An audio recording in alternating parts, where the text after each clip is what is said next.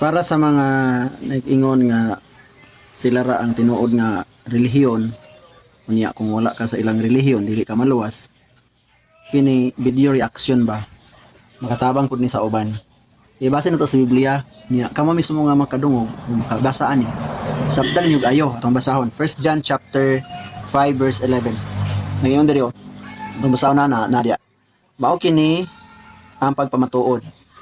Ang Dios naghatag kanato sa kinabuhi nga walay katapusan ug anaa kini sa iyang anak. Verse 12. Ang midawat sa anak may kinabuhing walay katapusan. Apan ang wala modawat sa anak sa Dios wala makabaton sa maong kinabuhi. Asa daw nato makuha og mabatunan ang kinabuhing may katapusan? Sa anak. Nagpasabot kanang anak mao si Jesus Christ. So wala gid kay mabasa diha nga pinaagi sa relihiyon. Ang kinabuhi day nga walay katapusan, mabasa nato nga naa nato mabatunan sa anak. Initabang lang sa mga tao para di po sila ignorante o di po sila ma-slave sa taktika sa mga relihiyon karon. Ang kaluwasan gyud balik-balikon ginako naa diha kang Jesus Christ mo makaplagan dili sa relihiyon o simbahan.